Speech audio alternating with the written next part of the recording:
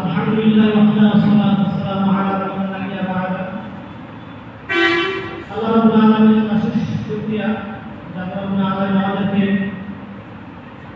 এই আমাদের প্রিয় জামিয়া মহাব্বতের একটি প্রতিষ্ঠান এখানে আবারও আমাদেরকে একত্রিত হওয়ার তৌফিক দান করেছেন। আজ থেকে 23 বছর আগে আমি এখান থেকে বের হয়ে চলে গেছি। তো যখন এই যে জিন্না আমি করে ঘুরতে করে এখন এই যে নাচগুলো করছিল, তো সেই আগের বেড়াতে মানে মাসের বেড়ার যে মাদ্রাসা ছিল, সেই মাদ্রাসা আমার চিঠিগুলো বেশি আসছিল। মনে হচ্ছিল যে তখন যে অনুষ্ঠানগুলো হইতেছিল তখন আমাদের কমন কিছু স্টুডেন্ট ছিল, ছাত্র ছিল, তার মধ্যে জিন্না একটা আমলা তেলাওয়াত করতো, বলতো মাহফুজুর রহমান মিনু এরা আমলা করতো। তো সেই দিনের মধ্যে আমি আবার চলে গেছিলাম, খুব ভালো লাগলো। তো আজকে আমাদের অনুষ্ঠান যারা আয়োজন করেছে তাদেরকে মোবারকবাদ জানাই। আমি খুশি আমার উস্তাদ মোহাম্মদকে আমি শুকরিয়া জ্ঞাপন করছি। আসলে উস্তাদদের মধ্যে আমরা কথা বলতে অবশ্যই নাই, যে সময় শুধু চলা প্রায় কিছু করতাম কেউ অবশ্য কিন্তু বয়ান করে বক্তব্য দেওয়া অনেক আমরা আসলে অবশ্য না। এখন আমার জগৎ কাজ করছে এই উস্তাদের মধ্যে কথা বলতে। তো আমাদের এই প্রিয় প্রতিষ্ঠান, এই প্রতিষ্ঠাতা আব্দুর রশিদ রহমাতুল্লাহ আলাইহি দুর্নীতি এবং কাটিগুলোর ভিতরে এমন কোনো গ্রাম নেই, এমন কোনো মহল্লা নেই যে গ্রামে আব্দুর রশিদ রহমাতুল্লাহ আলাইহির ছাত্র সেই গ্রামে নাই। এবং আজকে আব্দুর রশিদ রহমাতুল্লাহ আলাইহির এই মাদ্রাসার অনেক ছাত্র ওখানে পড়ায়, আজকে শরীফ পড়ায়, অনেক বড় বড় মাদ্রাসার মুহাদ্দিস নাকিবুল আলিমা খতিব, এগুলো হলেন সবাই আব্দুর রশিদ রহমাতুল্লাহ আলাইহির সাদকায়ে জারিয়া। সবগুলোই নেকি তিনি কবরে শুয়ে পাচ্ছেন। তিনি একজন কামিয়াব মানুষ ছিলেন, তিনি এক সফল ব্যক্তি ছিলেন, তিনি হাজারো সাদকায়ে জারিয়া রেখে গেছেন। আজ তার চেষ্টায় পাড়া মহল্লা বিভিন্ন জায়গা থেকে আজকে এই কোরআনের খেদমত গড়ে উঠেছে। এই খেদমত যেন কিয়ামত পর্যন্ত আমরা সবাই ইনশাআল্লাহ দোয়া করব। আমাদের উস্তাদের মোহতারাম আব্দুল সালাম হুজুর, আমি ওনার কাছে করি নাই, কিন্তু তিনি আমাদেরকে খারিজি ঘন্টা প্যাকেট দিয়েছিলেন।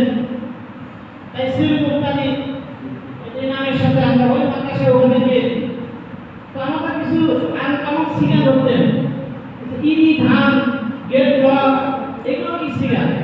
তো আমার মশলাটা রহস্য করে বলতেন যে আজকে পরীক্ষা আমি এই নামকে নাম্বার বেশি দেবো, কারণ সে আমার চাকরিদার আছে, তা তোমার সবাই রাগ করবে কিনা। এবার আমাকে রসিদ করে পড়াই করে পাঠদান দিতেন। সর্বশেষ তেনার সাথে আমার অনেকদিন পরিচয় মানে দেখা সাক্ষাৎ ছিল না। তিনি যখন সর্বশেষ শিক্ষার জন্য রাজশাহী গেলেন, ওমর ফারুক পালিকে আমাকে ফোন দিয়ে বললেন যে আমি রাজশাহী এসেছি, আপনি কোথায় থাকেন একটু আসুন।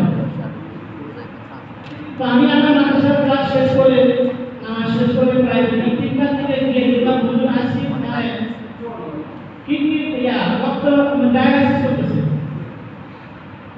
তো প্রায় ঘন্টাখানা আগে শুরু হয়েছে, হুজুরের সাথে কথা বললাম, সালাম নমস্কার করলাম।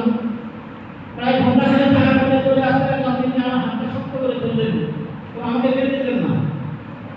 আসল নামাজ চলে গেল, মাদ্রাসা সাহেব ফোন দিয়ে বলেছিলাম, হুজুরকে বললাম আমাদের ছেলেদের নাকি নামাজ ত্যাগ হয়ে গেছে, কিন্তু চোখের পানি পানি ফেলে দিলেন। আর আমার হাতটা শক্ত করে বললেন, আর বললেন যে দেশে কি টাকা উঠে দিল, তুমি তো ইংরেজি পড়তে পারো, তুমি ইউনিভার্সিটি পড়াশোনা করেছো, তো এইগুলো কি লেখা আসে আমার তো বলো তুমি। তো ওই সময় আমি গেছিলাম ভুলতে মধ্যে খুব আনন্দ কাজ করতো। আমি যতবার স্কুলে টাকাতাম তখন আমাকে জিজ্ঞাসা করতেন যে এখানে কি করলো, তুমি কি লেখা আসে, কতক্ষণ চলবে। এরপরে হুজুরকে রেখে আসলাম রাত্রিতে, কিন্তু সেই রাত্রিতে খুব বৃষ্টি হতো। এমন বৃষ্টি হলো আমার রাতে ঘর খুব ঘুম ভেঙে গেল যে আমি হুজুরকে বারান্দা রেখে এসেছি, আর বৃষ্টির সাপোর্টে হয়তো হুজুরের বেড বিছানা সব ভিজে যাবে, হুজুর হয়তো আরাম করতে পারতেছেন না। আমি ফজর নামাজ পড়ে হুজুরের কাছে চলে গেলাম, গিয়ে দেখলাম খালাম্মা এবং হুজুর বারান্দায় বসে আছে পা ঢাকা দিয়ে। হুজুর আমাকে বললো তুমি এত বৃষ্টি মধ্যে থেকে আসলে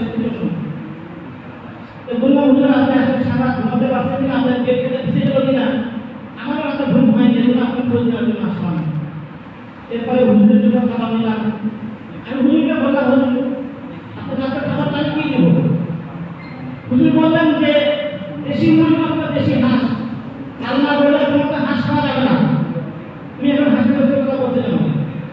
আমি যদিও না পছন্দ করি, আমার খাওয়া নিষেধ থাকলেও আমার জামাই ইমরান আসতেছে, ইমরান হাঁস খুব পছন্দ করে। তো তাকে দেখলাম তিনি মৃত্যু সরকার সাথে মাত্র মৃত্যু 2 দিন আগে যারা জামাই কি পছন্দ করে সেটা বলে দিলাম যে সেটার জন্য তিনি ব্যবস্থা করতে পারেন। তো আমি আজকে এই অনুষ্ঠান থেকে